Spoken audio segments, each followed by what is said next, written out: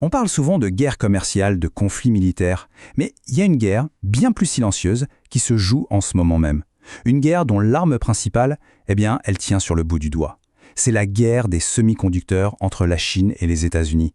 Et croyez-moi, elle est en train de redessiner complètement la carte du pouvoir mondial. La grande question, c'est qui est vraiment en train de la gagner? Alors, cette fameuse guerre des puces, est-ce que la Chine peut vraiment l'emporter? À première vue, on pourrait penser que non. Mais quand on creuse un peu, on découvre une histoire fascinante, pleine de rebondissements, où les forces et les faiblesses ne sont pas du tout là où on les imagine. Et pour commencer, allons là où absolument personne n'attendait. La Chine. Pendant que tout le monde avait les yeux rivés sur les usines de fabrication, la Chine, elle, a fait un bond de géant dans un domaine absolument crucial, la conception même des puces. Et voilà le premier point qui est peut-être le plus surprenant. Contrairement à tout ce qu'on entend, le vrai progrès chinois n'est pas tant dans la fabrication, mais bien en amont, c'est dans la conception. Sur le papier, leurs ingénieurs sont désormais capables de dessiner des puces qui, franchement, rivalisent avec les meilleurs du monde. Prenons un exemple bien concret. D'un côté, on a Nvidia, le champion incontesté. Et de l'autre, le challenger chinois Huawei avec sa puce Ascend 910C.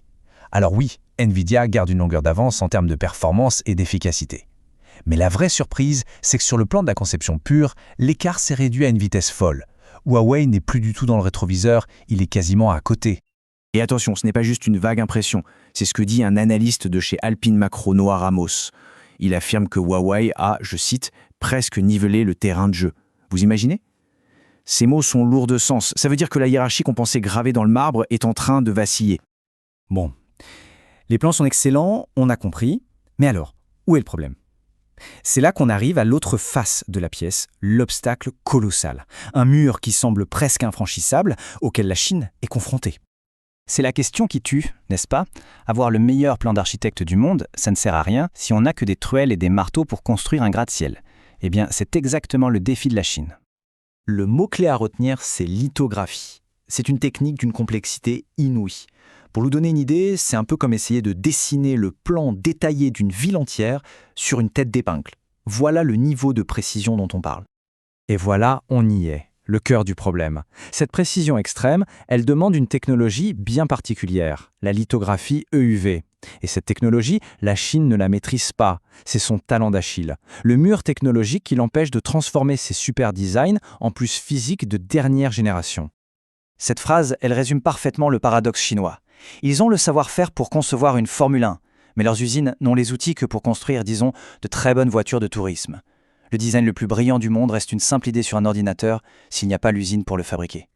Alors, face à ce mur, on pourrait se dire que la partie est terminée pour la Chine, bloquée.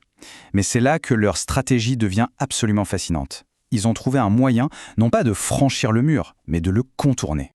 Puisqu'ils ne peuvent pas gagner sur la qualité d'une seule puce, qu'à cela ne tienne, ils vont changer complètement les règles du jeu. Fini la course à la meilleure puce, bonjour la course à la plus grande puissance de calcul globale. La nouvelle stratégie, c'est la quantité. Et ce chiffre 5, il résume à lui seul toute cette nouvelle approche.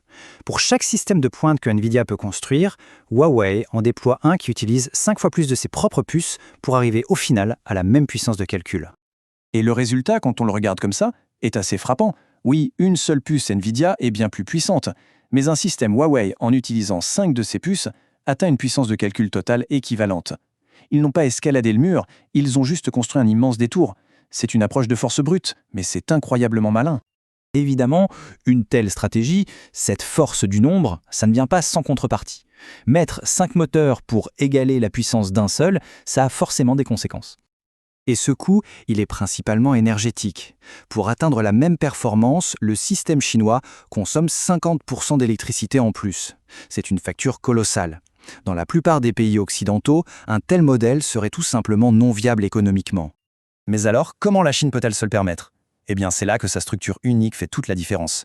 Ils ont une électricité domestique bien moins chère, un réseau électrique absolument gigantesque et surtout, un pouvoir centralisé qui peut décider de déployer cette infrastructure à l'échelle nationale, quoi qu'il en coûte. Tout ça nous amène à une conclusion assez troublante. La stratégie chinoise, même si elle est moins élégante, moins efficace, est en train de fonctionner. Et ça remet directement en question l'avantage technologique que les États-Unis pensaient avoir pour de bon. Il ne faut pas oublier que dans cette course, la technologie n'est pas tout. La politique va jouer un rôle absolument crucial. Imaginez un simple assouplissement des contrôles à l'exportation américains, ça pourrait considérablement accélérer le rattrapage de la Chine. L'avenir de cette bataille se décidera autant dans les labos que dans les bureaux des diplomates. Et c'est là que l'analyse devient, disons, un peu glaçante pour l'Occident. L'avantage américain diminue. Ce n'est pas parce que la Chine a réussi à copier la technologie de pointe, non. C'est parce qu'elle a trouvé un moyen très intelligent de s'en passer. Le message est donc limpide. Il faut changer de grille de lecture. La guerre ne se joue plus seulement sur la puissance d'une seule puce, le champion, mais sur la force de calcul de tout un système, la Légion. Dans ce nouveau paradigme, la quantité brute devient un formidable égalisateur face à l'excellence technologique. On se quitte donc sur cette question qui est assez vertigineuse. Dans cette nouvelle guerre technologique, est-ce que la stratégie de la masse peut vraiment l'emporter sur l'excellence d'une élite ? La réponse, quelle qu'elle soit, façonnera notre siècle. Merci beaucoup d'avoir suivi cette analyse. Si ce décryptage vous a plu, n'hésitez pas à laisser un j'aime et à vous abonner pour soutenir la chaîne. Et pour celles et ceux qui veulent découvrir d'autres histoires d'entreprises qui changent le monde, plusieurs autres vidéos vous attendent. À très bientôt!